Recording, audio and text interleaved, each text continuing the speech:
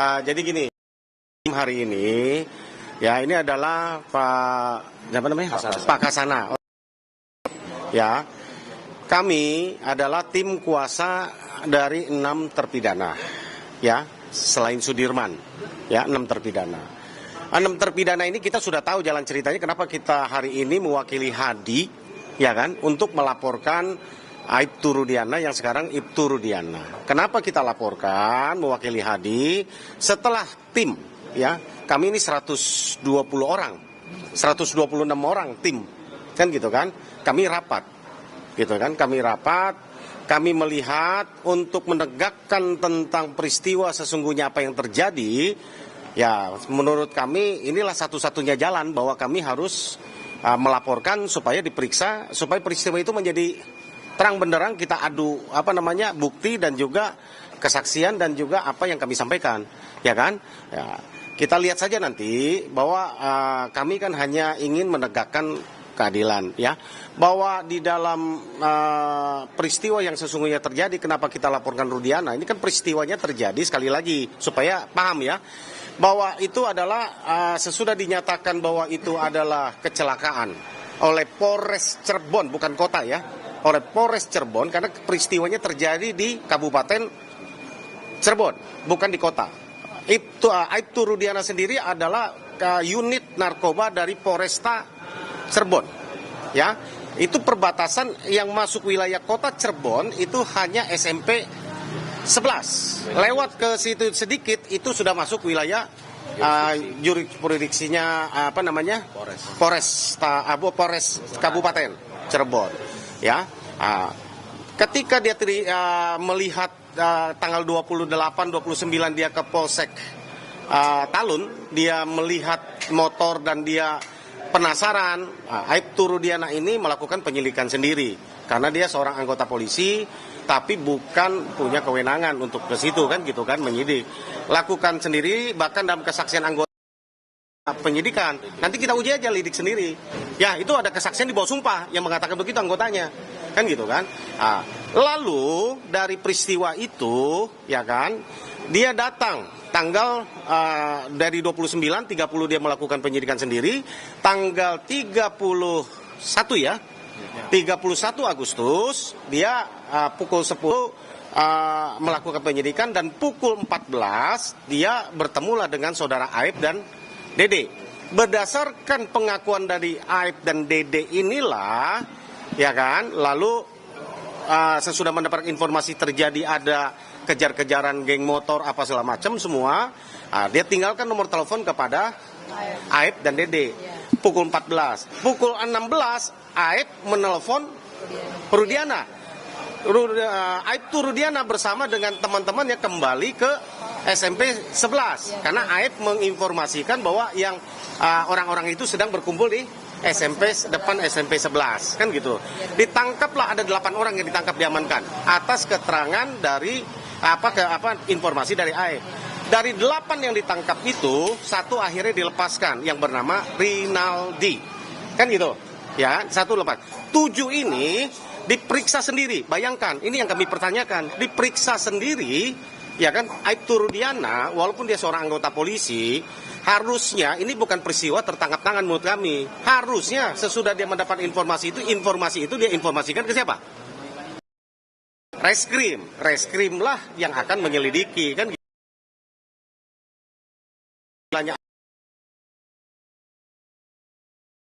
itu kan. Artinya faktanya bahwa terjadi penekanan, penganiayaan, dan ini yang kita akan buktikan, kita laporkan ini hari ini, kan gitu kan. Terjadi penganiayaan, bahkan ini terjadi kepala itu dipukul sampai nempel di benda, bahkan ditusuk dari belakang, kan gitu kan. Ini kita buktikan apakah betul apa enggak, kan gitu, ya kan. Kalau terjadi demikian, akhirnya terjadilah pengakuan yang atas yang mereka mereka tidak pernah lakukan, tapi karena mengaku, kan gitu kan. Kenapa kami laporkan? Karena kami yakini para klien kami kan tidak bersalah. Ini supaya menjadi novum. Kira-kira jalan ceritanya begitu. Mungkin mau ditambahkan Pak Asido, silakan. Ya, Ini Ketua PBH Pusat. saya tambahkan ya. Jadi memang kenapa kemudian Nah ini ya mereka sekarang menjadi aktif ya untuk menemukan keadilan itu karena mereka datang ke Peradi, ke tim Peradi yang di dalamnya ada juga pusat bantuan hukum Peradi. Jadi kita memang juga memberikan bantuan hukum pro bono. Jadi advokat Peradi itu wajib memberikan bantuan hukum cuma-cuma pro bono, access to justice bagi seluruh masyarakat yang memerlukan. Kalau dalam perkara ini sebenarnya teman-teman juga mungkin sudah tahu dan paham lah ya kejanggalan yang menyebabkan banyak kegaduhan jadinya di negara kita ini. Sebenarnya bahkan belakangan kita ketahui Pak Rudiana pun katanya sudah tidak terlihat gitu ya, susah ditemuin. Ini kita butuhkan sebenarnya ya bagaimana supaya jelas perkara ini. Makanya dengan ada laporan ini kita harapkan juga Pak Rudiana muncul lah gitu ya. Coba kita menggugah hatinya untuk begini, kita empati atas kehilangan anaknya. Tetapi juga jangan orang yang tidak bersalah kemudian berada di dalam penjara. Kemerdekaan mereka itu direbut gitu. Nah ini kita harapkan. Kita lihat ya melalui video yang dia tampil, hanya sekali itu yang kita ketahui. Sebenarnya di situ juga dia sudah mengalami kegundahan di situ ya. Ungkapkan, padahal sudah ada ya menjadi korban, menjadi terpidana di penjara seumur hidup. Nah inilah harapannya dengan adanya laporan polisi ini kita mengharapkan, ayo Pak itu ya kalau semua sudah kita tahu lah ya banyak sekali yang tidak sesuai, tidak benar, banyak sekali sudah ya bagaimana tadi disampaikan oleh Pak Jutek, bagaimana juga yang 2 saksi fiktif, Liga Akbar juga dan seterusnya ya pra peradilan Peggy. Jadi apalagi yang kita tunggu ini sekarang ini kan gitu. Ayo muncullah Pak Rudiana, sampaikan kebenaran itu biar juga tenang nanti ya almarhum di surga gitu ya. Biar bisa tahu jangan gara-gara ya seperti itu jadi overaktif nih sebenarnya kan. Ya wajar mungkin karena ketika anaknya mengalami kejadian seperti itu. Tapi kalau sudah mengetahui ini tidak benar, kita mengharapkan sampaikan kejujuran itu. Kasihan ini para keluarga terpidana, para terpidana mereka ini ingin kembali ya merdeka. Ya tidak di dalam penjara. Jadi itu yang kami harapkan. Ya kalau tidak ini laporan akan jalan terus dan Pak Rudiana harus mempertanggungjawabkan itu. Gini, kami hanya mau menyampaikan gini sedikit ya sebelum ada pertanyaan. Kami hanya menyampaikan gini. Lebih objektif, maka kami membuka pintu lewat laporan-laporan yang kami sampaikan. Kami kan, menurut kami dari tim kuasa hukum, bahwa proses ini dimulai dari tahun 2016 kan menurut kami sudah apa ya, mau dibilang cacat formil dan lain.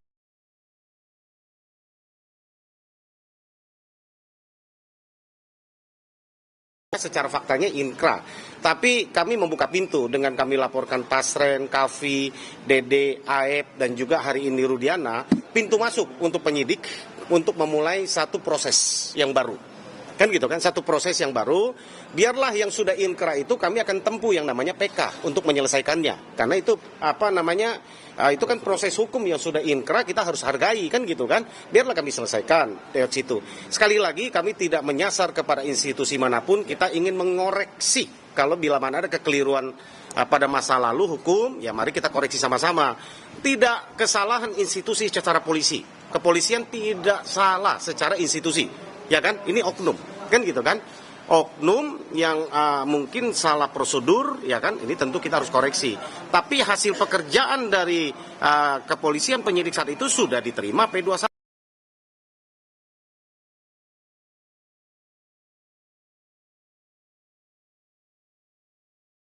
Ya kita hargailah pekerjaan itu kan gitu kan, sistemnya. Tapi kalau memang ini salah, ini menjadi satu catatan buat kita bahwa ini kesalahan yang berjamaah menurut kami kan, ini sistem kan. Nah ini tentu prihatin kami. Orang yang tidak bersalah, seumur hidup masalahnya. Ini 340, ada junto 55 penyertaan, pembunuhan berencana dengan apa? Ada yang turut serta.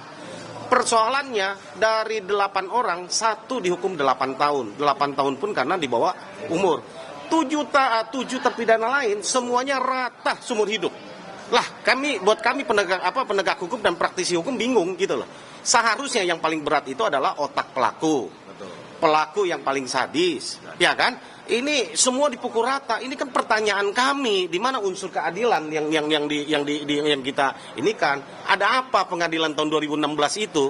Kan gitu kan, ini pertanyaan-pertanyaan ini loh, kalaupun iya terjadi peristiwa itu ya, kan gitu kan, ini kan sungguh apa ya, miris buat kami.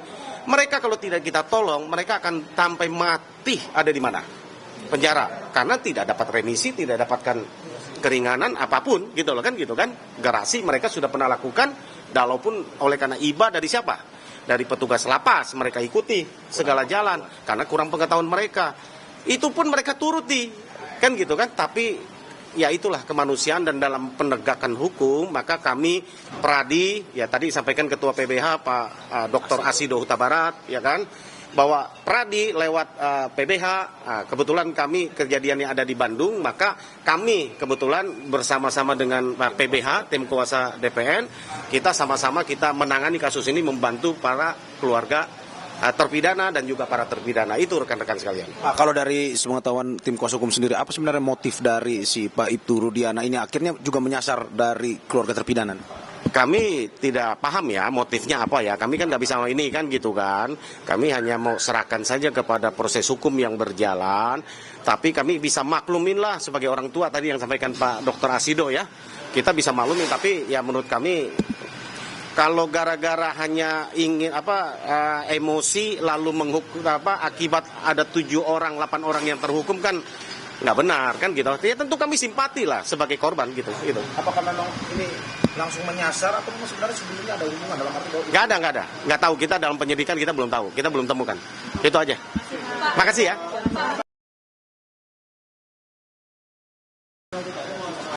Kami segera menyusun PK, sedang berjalan ini. Kami tidak terburu-buru, ya kami mau sampai gini.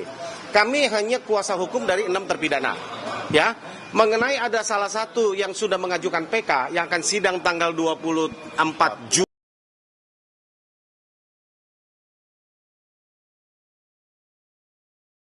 Kami tahu bahwa ini sudah produk hukum, tentu untuk mengatasi itu kami harus hati-hati menghadirkan bukti baru yang valid.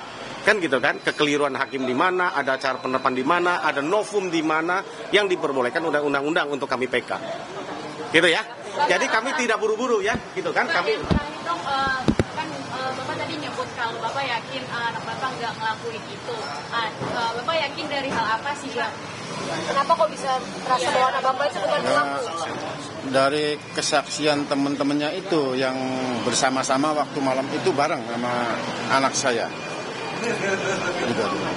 Terus kesaksian dari warga tetangga terdekat kita yang mengatakan bahwa anak saya itu ada di rumah anaknya Pak Pasren itu. Udah, karena kesaksian segitu yang jadi kami sampaikan. Anak Bapak nggak ada di tempat di lokasi saat pembunuhan Villa Cirebon itu? Tidak ada. Semua itu ada di rumah anaknya Pak Pasren. ya, sudah ya, rekan-rekan ya, cukup ya. Satu aja sekali tadi nggak dapat, boleh diulangin sekali lagi pernyataan hari ini kenapa mau melaporkan Rudiana dan kenapanya dan harapan. Ya, kalau harapan saya sih ya untuk menegakkan keadilan. Ya, menegakkan anak itu bersalah. Ya. Oke ya. Oke. Makasih ya teman-teman ya. Ya, makasih. Siapa? Saya Detek Bongso, ini Dr. Asido Huta Barat, Ketua PPH. Kesana.